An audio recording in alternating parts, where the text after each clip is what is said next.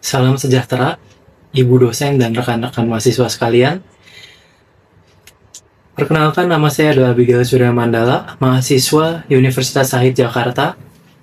Pada kesempatan ini, saya akan mempresentasikan tugas proyek perilaku organisasi Universitas Sahid Jakarta yang diampu oleh Ibu Titin Astuti dan Ibu Farida, dengan topik presentasi perubahan organisasi dan manajemen stres kerja. Topik ini sangat krusial karena di era sekarang satu-satunya hal yang pasti adalah perubahan itu sendiri. Jika organisasi tidak berubah, ia akan mati. Mari kita masuk ke pembahasan ini. Pertama, mari kita pahami hakikatnya apa itu perubahan organisasi. Secara definisi, ini adalah upaya memindahkan organisasi dari kondisi sekarang ke kondisi masa depan yang diinginkan untuk meningkatkan efektivitas. Namun perubahan itu sendiri kompleks. Ada 4 target perubahan utama yang bisa kita sasar. Yang pertama adalah struktur. Kita bisa mengubah rantai komando atau desain jabatan. Yang kedua, teknologi, mengganti peralatan atau proses pekerjaan. Yang ketiga, fisik, mengubah tata letak ruang kerja. Dan yang keempat adalah manusia, mengubah sikap dan perilaku karyawan.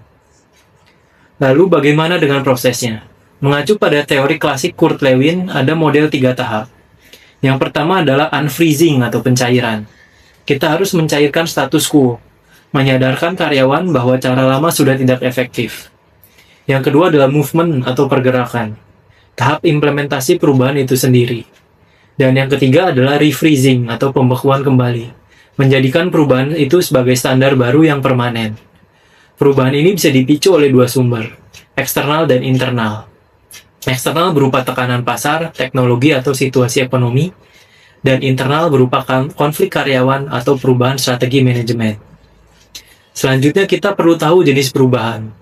Ada perubahan yang terencana dan ada yang tidak terencana. Berdasarkan skalanya, perubahan dibagi menjadi 2. First order atau perubahan kecil atau linear, yang sifatnya berupa perbaikan terus-menerus, dan second order, perubahan radikal dan multidimensional yang mengubah fundamental perusahaan. Contoh dari perubahan terencana adalah gerai waralaba McDonald's yang menerapkan teknologi self-ordering kios atau layanan pesan mandiri.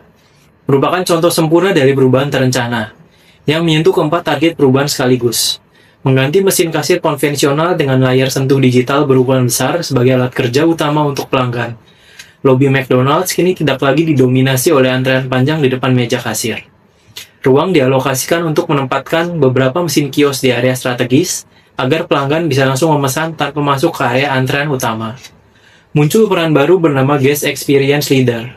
Jika dulu deskripsi jabatan kasir adalah mencatat pesanan, kini deskripsi jabatan Guest Experience Leader adalah memandu pelanggan menggunakan mesin, menyapa tamu, dan memastikan keamanan di area makanan.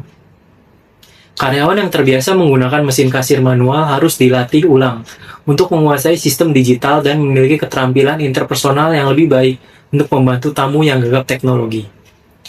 Contoh lainnya adalah perubahan tidak terencana, adalah perubahan yang terjadi secara mendadak sebagai respon terhadap krisis atau kejadian luar biasa. Contohnya adalah pandemi COVID-19. Adalah pemicu perubahan tidak terencana terbesar dalam sejarah industri modern. Pandemi memaksa tahap unfreezing secara brutal. Dalam contoh perhotelan, hotel dipaksa mencair dari kebiasaan lama karena keadaan. Kini perhotelan sedang berada di tahap refreezing, di mana protokol kesehatan dan teknologi digital mulai dianggap sebagai normal baru. Ini adalah contoh second order change atau radikal. Pandemi tidak hanya memperbaiki cara hotel bekerja, tapi mengubah fundamental cara hotel melayani tamu. Pada masa post-COVID, penolakan sering muncul dari staf senior terhadap teknologi baru. Manajemen mengatasinya dengan edukasi dan dukungan untuk mengurangi ketakutan akan hal yang tidak diketahui. Tantangan terbesar perubahan adalah penolakan atau resistensi. Mengapa orang menolak disebabkan oleh 2 faktor. Yang pertama adalah faktor individu karena kebiasaan, rasa takut akan hal asing atau faktor ekonomi. Dan yang kedua adalah faktor organisasi, karena inersia struktural atau aturan yang kaku. Bagaimana cara kita mengelola penolakan ini? Ada beberapa taktik yang bisa diterapkan. Yang pertama adalah komunikasi dan edukasi. Jelaskan kenapa kita harus berubah. Yang kedua, partisipasi. Ajak karyawan terlibat dalam prosesnya. Ini adalah cara yang paling aktif dan efektif. Fasilitas dan dukungan. Berikan pelatihan dan konseling. Cara terakhir adalah kita bisa melakukan negosiasi atau menawarkan insentif bagi yang mau berubah, atau bahkan cara benar-benar terakhir adalah paksaan, ancaman transfer atau hilangnya promosi sebagai langkah terakhir jika situasi semakin mendesak. Perubahan seringkali membawa dampak psikologis yaitu stres kerja, tapi perlu diingat konsepnya stres tidak terlalu buruk. Model inverted U, kinerja optimal justru terjadi saat tingkat stres itu moderat. Kalau terlalu santai, pekerjaan bisa membosankan, dan kalau terlalu tinggi, kita bisa burn out. Apa saja sumber stres di dalam organisasi? Yang pertama adalah tuntutan tugas, yaitu beban kerja yang berlebihan. Yang kedua, tuntutan peran, konflik peran atau ketidakjelasan peran. Dan yang ketiga adalah tuntutan antar pribadi, konflik dengan atasan atau rekan kerja sejawat. Bagaimana solusinya? Kita butuh manajemen stres dari dua sisi. Yang pertama, pendekatan individual. Karyawan bisa melakukan olahraga, meditasi, atau manajemen waktu. Kemudian pendekatan organisasi. Perusahaan wajib hadir di antara karyawan melalui seleksi dan penempatan yang tepat, goal setting yang realistis, desain ulang pekerjaan agar lebih variatif, serta membuat program kesejahteraan seperti sesi konseling atau gym kantor. Contoh nyata dari perubahan organisasi dan manajemen stres yang sangat relevan adalah transformasi digital pada PT Bank Rakyat Indonesia Persero Tbk.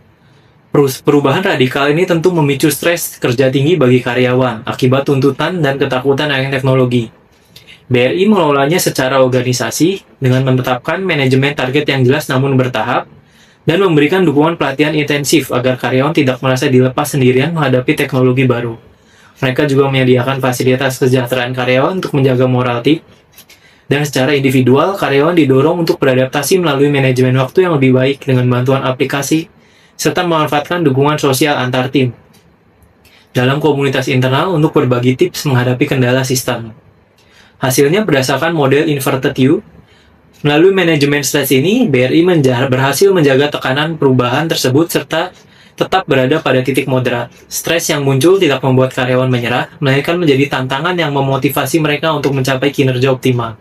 Sehingga BRI tetap menjadi salah satu bank paling menguntungkan meskipun harus merombak cara kerja lamanya. Sebagai penutup, perubahan adalah sebuah keharusan yang didorong oleh dinamika lingkungan eksternal dan internal agar perusahaan dapat terus relevan dan efektif. Dan stres adalah dampaknya. Dalam prosesnya, perubahan pada target seperti teknologi, struktur, maupun fisik akan memicu munculnya tuntutan tugas dan peran baru yang menciptakan ketidakpastian serta resistensi. Dalam studi perilaku organisasi, identifikasi sebagai pemicu stres utama. Oleh karena itu, tantangan bagi manajemen adalah memastikan bahwa sementara perubahan dilakukan untuk kemajuan, dampak stres yang menyertainya harus dikelola melalui strategi komunikasi, partisipasi, dan dukungan agar tingkat tekanan tetap berada pada level moderat, guna menjamin bahwa transformasi organisasi tidak hanya mencapai efisiensi teknis, tetapi juga menjaga kesejahteraan manusia, serta mengoptimalisasi kinerja di dalamnya. Demikian presentasi saya, terima kasih.